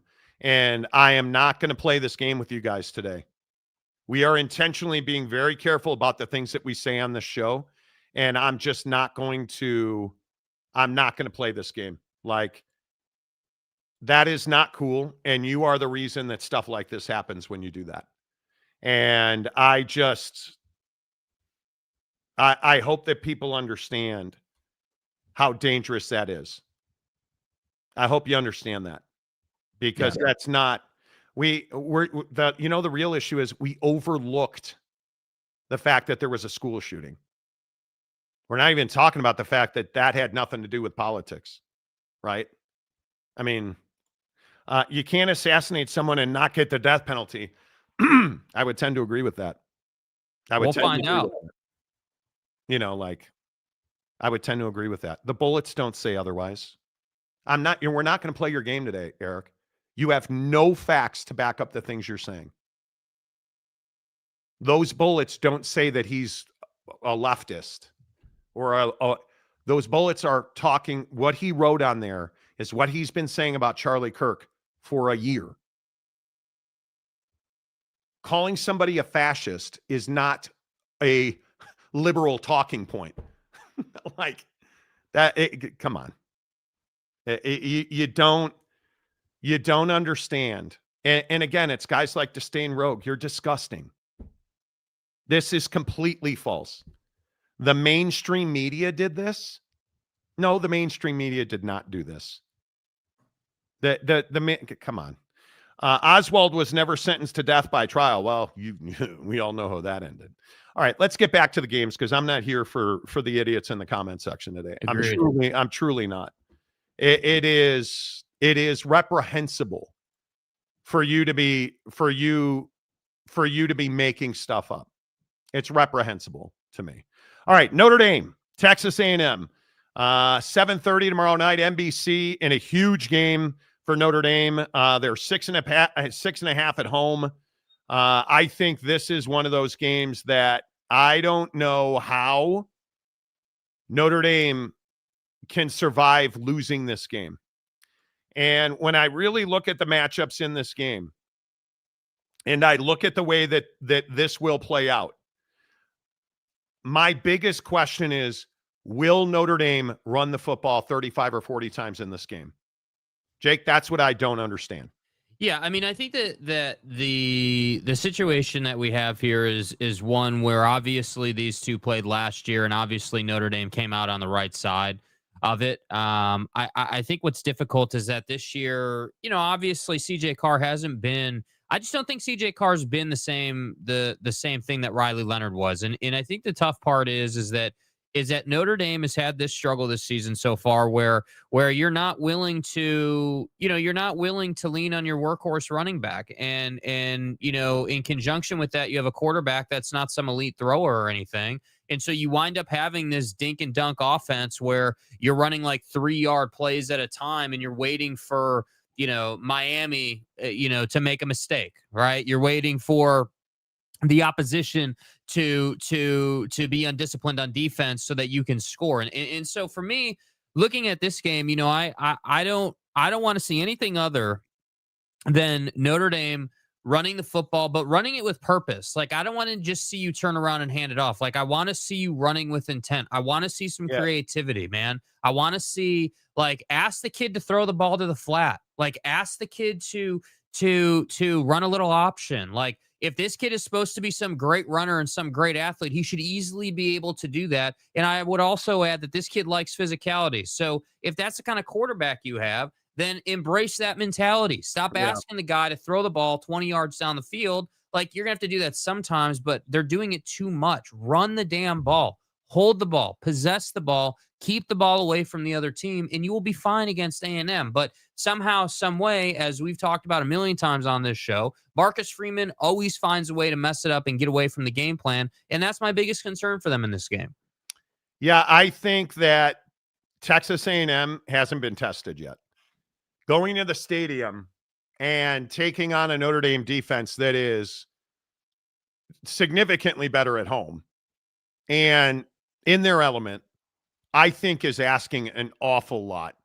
I look at the way that we find different avenues for Notre Dame to score points, and there's a lot of them. They have phenomenal receivers. They have two excellent running backs, including what most people think is going to be the Doak Walker Award winner. And yet they don't run the ball. CJ Carr, objectively speaking, is good. He is certainly not great. I think he is going to have to probably win this game for Notre Dame throwing the football. And I don't know if that is possible against Texas A&M. I think when you look at the fact that UTSA put up 6.2 yards a carry, and I think you're in a real world of hurt if you can't stop the run against Notre Dame. Because if you're bringing 7, 8, 9 guys to the box to stop Notre Dame running the ball, CJ Carr can beat you with play action. Because Notre Dame has shown you over the last 3 seasons, they'll play action you to death. Now, you add other guys capable of doing that, Riley Leonard not least amongst them. Is CJ Carr capable of that? Yes, he's actually a really good play action passer. And if Texas A&M can't stop the ball at the line of scrimmage, Jake, I just don't think they can win the game. Yeah, without a doubt. And I think that this nonsense of 10 carries and 33 yards for Jeremiah Love in any football game is embarrassing to me. How does that happen? How is there ever a situation for this Notre Dame team to ever be in a spot where dudes got less than 20 to 25 carries in a football game? How? And that's my biggest thing. Like, Notre Dame is capable of winning a lot of football games. I maintain you should have beaten Miami. Like, you should have beaten them, but the game plan was executed so poorly that you didn't allow yourself to get into positive positions. So for me, like I agree, like Notre Dame should be a team that should be prolific in the play action, right? You should be a team that is forcing teams to bring safeties into the box. But you're not going to do that when Jeremiah Love has 10 carries. Like that, it doesn't work both ways, man. So I think that this 6.5 point, 50.5 over under, line is interesting in the sense that A&M, they're saying that A&M is a 3-point dog in this game, essentially, right? Because the home team's going to get 3 points anyway. Yes. So you're saying that these two are pretty close, that these two are going to be really competitive with each other. And what I'm saying is that this game shouldn't be a field goal game. Like Notre Dame's defense should be able to hold this team to a place where its offense can put up a 10-point margin on them, right? Like this should be 27-17. This should be, like something in that realm. But yeah, it should be, but it's not going to be. I think the Irish will run the football 35 times. I think the fact that they ran it, I can't remember what it was, 22 times against Miami and could not move the football. That's a big one. I think the magic number for Notre Dame has always been 28 or 29. When they run the ball 29 times, they don't lose. And I think that's a big deal. I almost hesitate to say this out loud.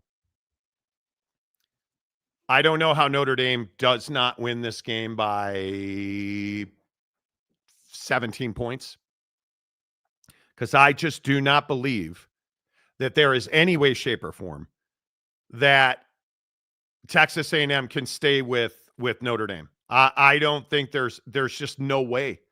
I don't know how to. I can't find a matchup, and I have looked. I cannot find a matchup in this game, A&M's defense, Notre Dame's offense, that Texas A&M is favored in.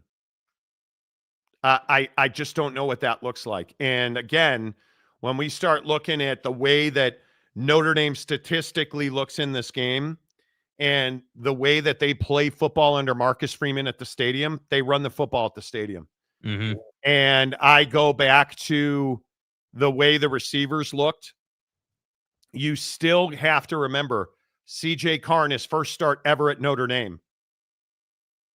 And you still have Malachi Fields, 3 for 48. You still have Jordan Faison, just 5 catches for 33 yards. Jeremiah Love got 4. Micah Gilbert got 2. Like, you begin to understand Eli Raridan has got to be massive in this football game for Notre Dame's offense. He was not massive. He is a senior. Notre Dame relies heavily on the tight end and pass pro and then leak out big plays. He's got to be that guy. And I think he is going to be that guy. I see this somewhere along the lines of 34-14, 34-17. I think Notre Dame wins this game comfortably. Yeah, I think that they won't get over 30 points only because they're going to run the ball effectively. When you're going to have a more methodical game, you're going to have a game that's, has less possessions in it inherently because Notre Dame is going, in my opinion, to run the football effectively. So, like I said, I mean, I see this game as a 10-point victory, 27-17, something in that realm. I'm telling you, I would expect Notre Dame's defense to limit Marcel Reed to 8 yards an attempt. That's what he's averaging on the season. That's what they're going to try and do. I would not expect A&M to be bombing it down the field. I just don't think that's the kind of offense that they run. So that's why I say you have an elite defense. You're playing at home. You should be able to keep this A&M offense under 20 points all day long. And if you do that, you're going to be in a spot where you're winning, again, 27-17, 27-14, something like that. Just don't see you getting over 30. 27-17 is what I'm taking. You're taking 27-17. Yeah. Okay.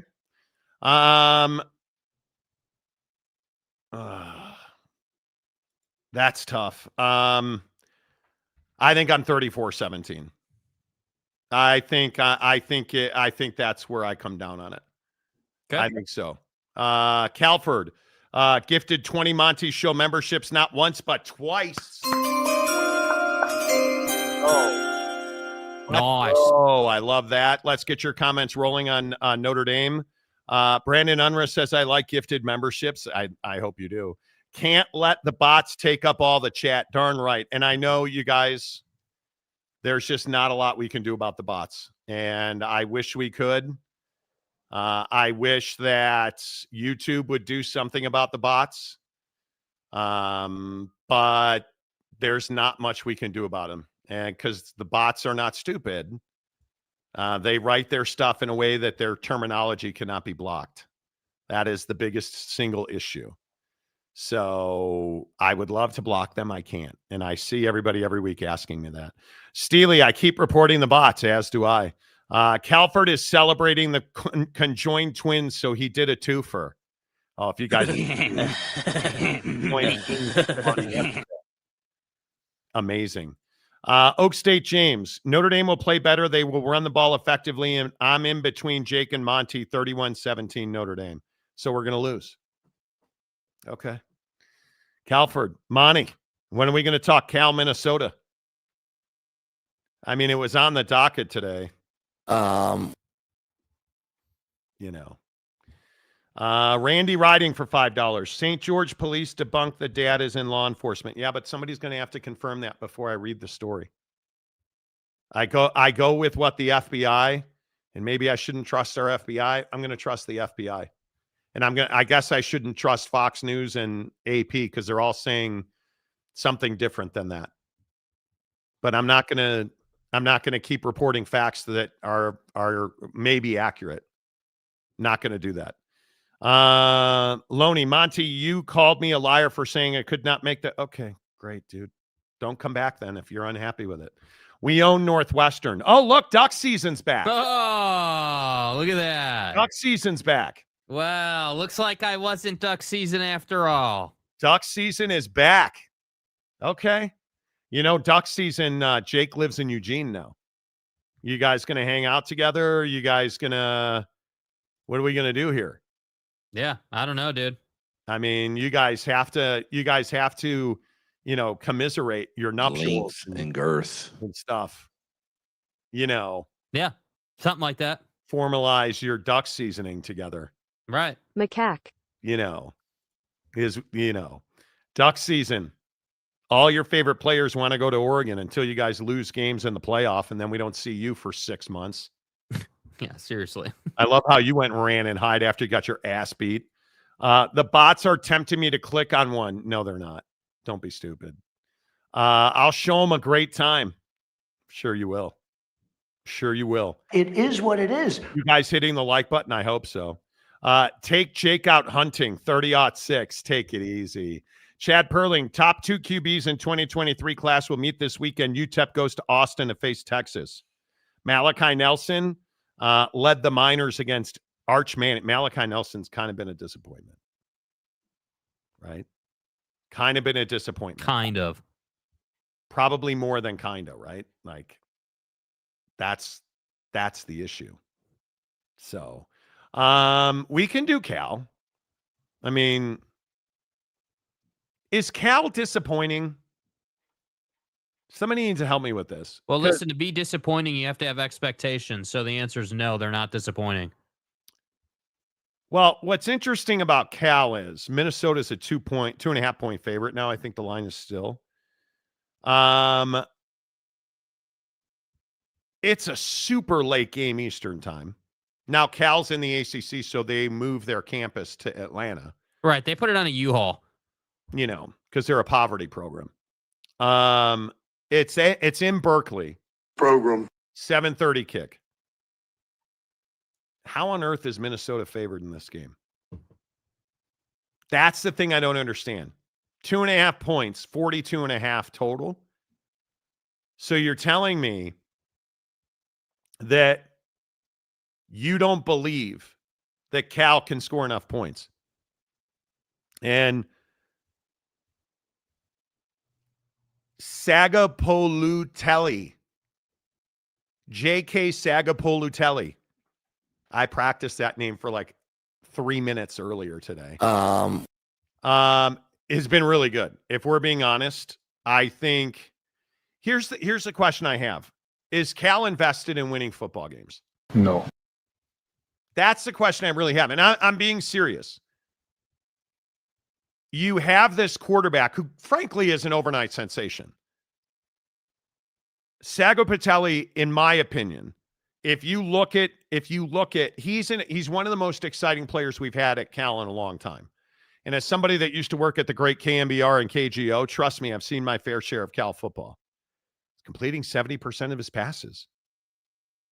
He's only got one interception. Very humble stats, right? But he's been really, really good.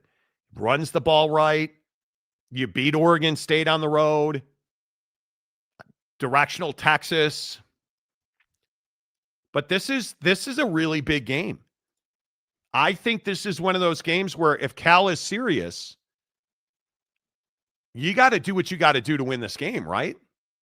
Yeah, I mean, obviously you want to win the game, yeah, but I don't know. I mean, we're really sitting here asking if Cal is serious about winning football games. Like, I understand that they're a better football team. Honestly, I think they are a much improved football team. Yeah. I'm not trolling or anything. I'm truly not trolling. Yeah, well, I mean, it's kind of telling, right? Like, if you look at the projections in this game, the odds and all that, like a 40.5 number, I mean, it kind of tells you what to expect, right? I mean, obviously, this is going to be a little bit lower scoring of a game. The Golden Gophers, are favored by 2.5, not the Golden Bears. So, I'm just sitting here saying, like, listen, I can appreciate that Cal has improved. They have improved. They got some guys, but I just don't think that Cal is in a place where they're, I mean, relevant, I guess. Like, yeah, it's Cal, but I mean, what more is there to say, honestly? Probably not much. Yeah.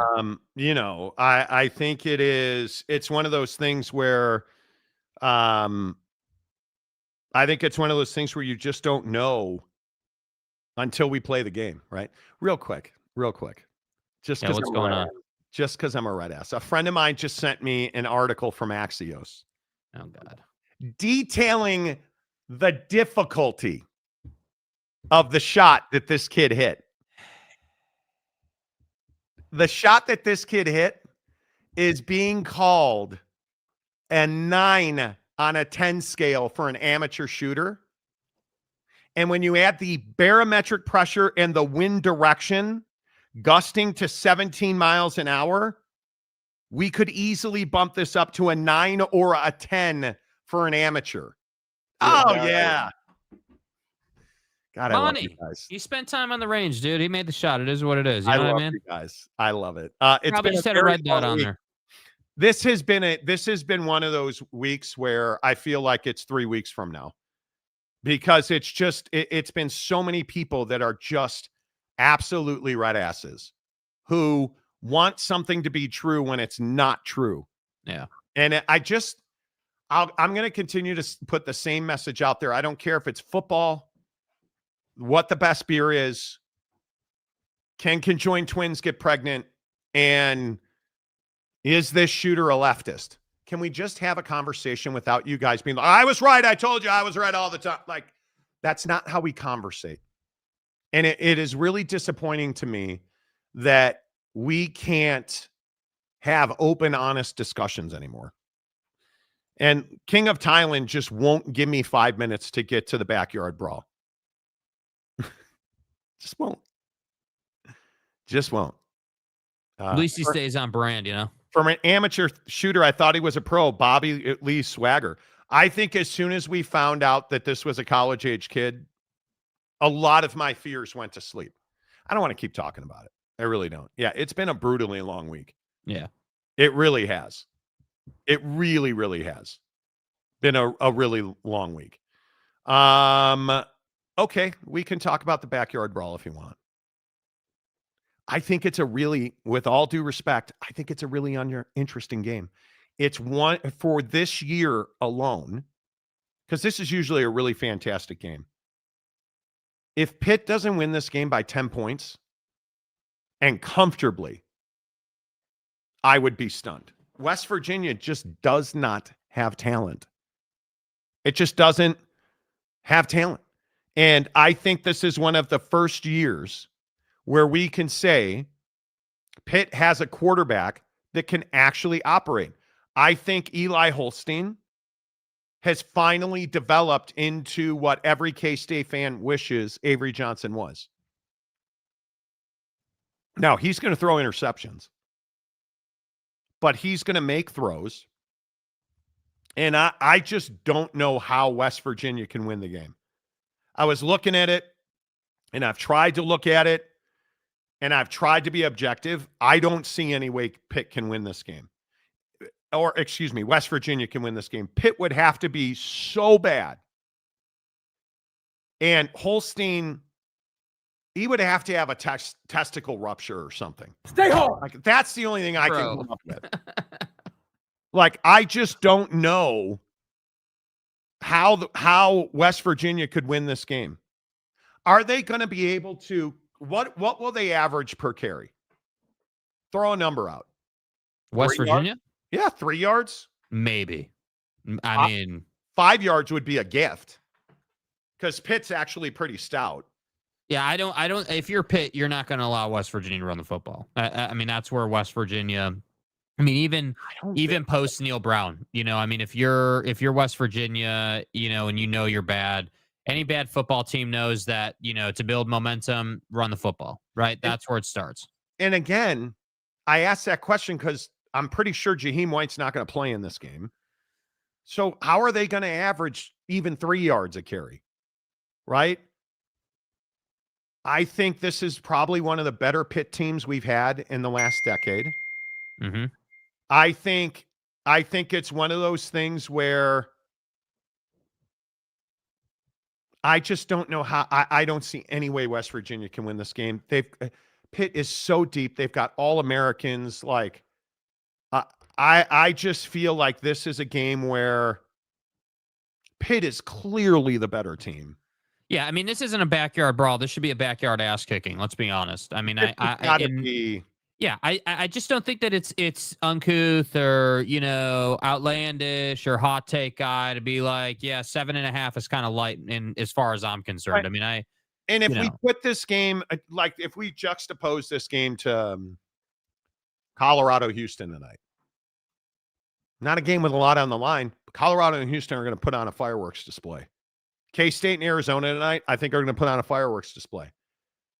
Pitt and West Virginia are going to bend face masks.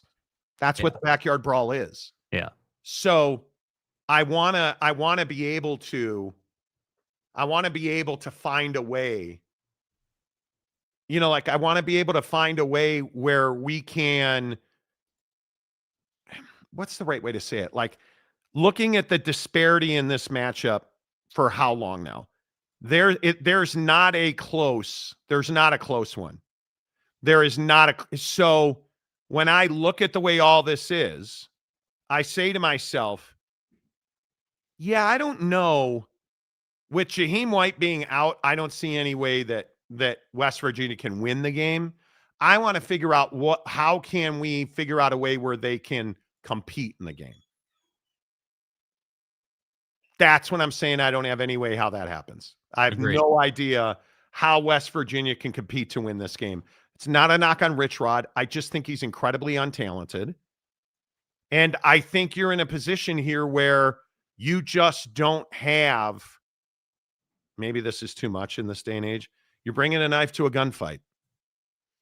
And you just don't have a way to make a serious run at winning this game. West Virginia's just not talented. Yeah. I mean, I think you're going to struggle to score. I think West Virginia will struggle to score 14 points. I mean, honestly, like, I think if you think about how this football game would go, I think the 55.5 is pretty generous for an over-under between these two. This to me screams, hey, we're going to run at each other. We're going to throw it to the flat, play behind the line of scrimmage quite a bit.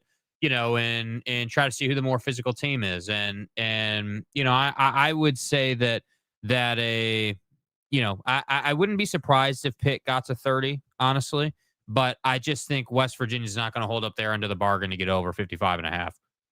I would love this game to be 17-17 with 1 minute to go. That would be amazing. That would be unbelievable.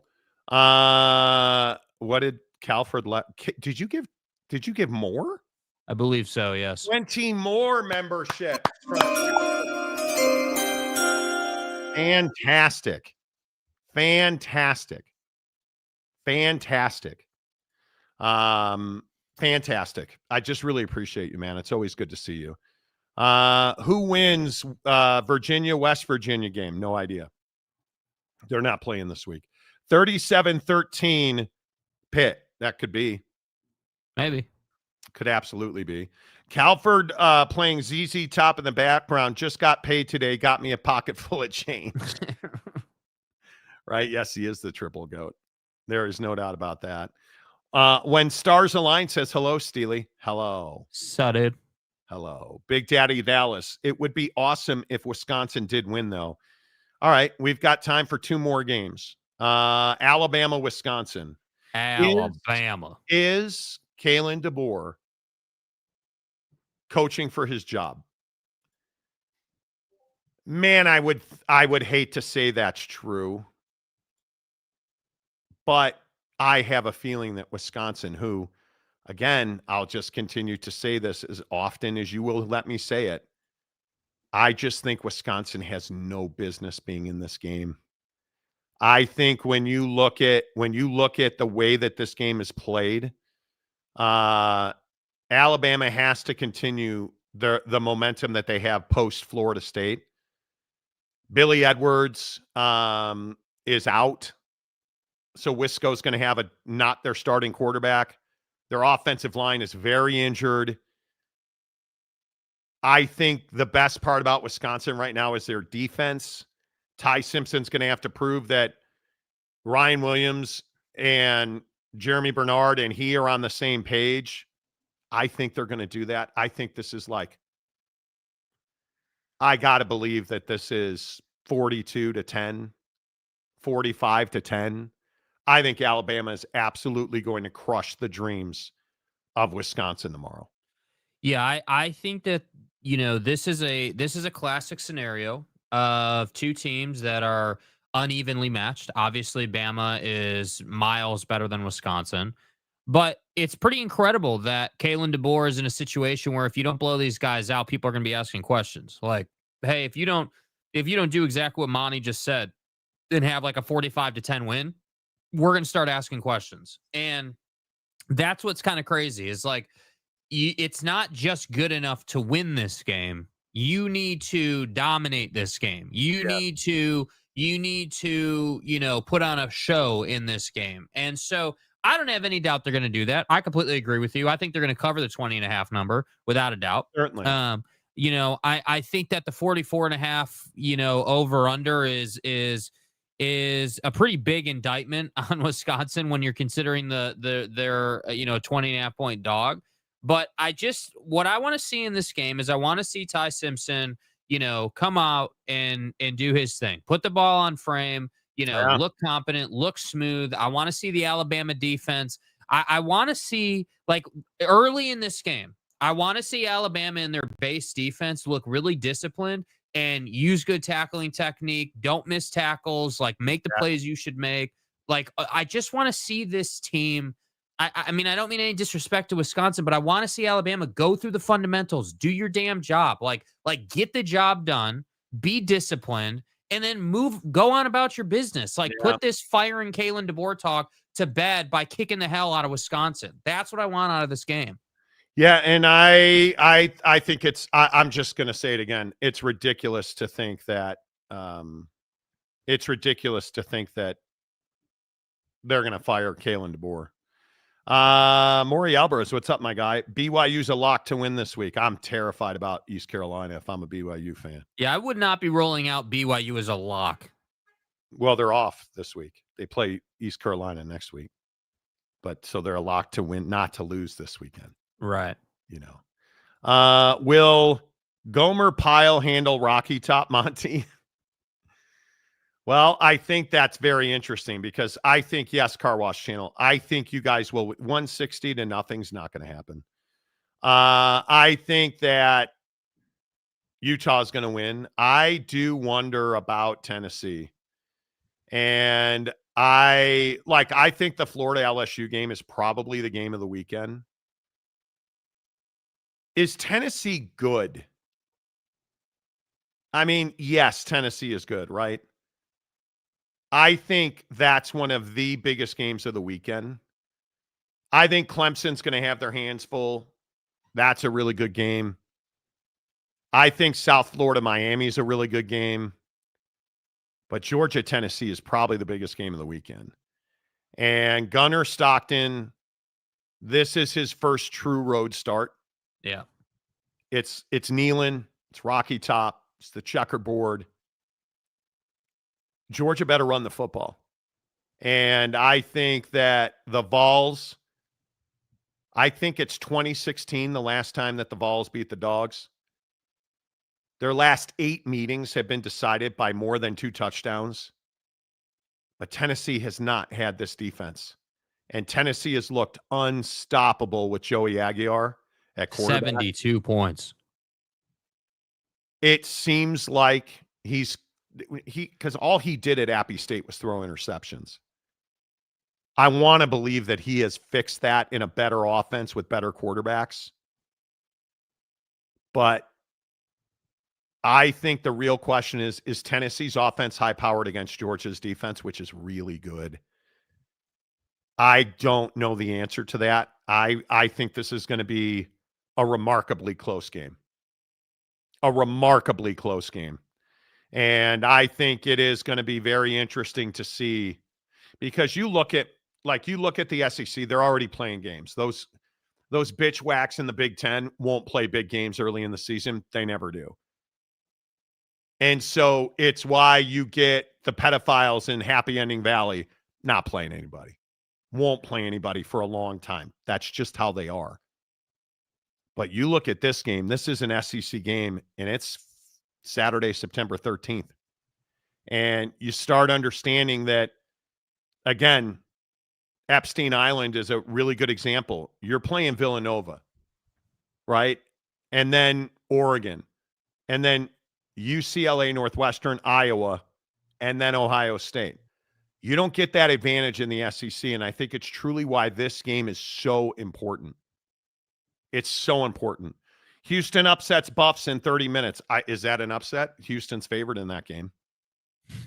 Wisconsin fans are all over the Fickle era. He's done, does not fit the culture. Maybe that's true. Maybe so. Maybe that's true. How's Monty's prize picks going? Great. I told you at the top of the hour I won twice last night. Man, what a joke last night, dude. I know we don't have a lot of time, but my God, what an absolute joke last night. Yeah. Yeah. I thought it was fantastic.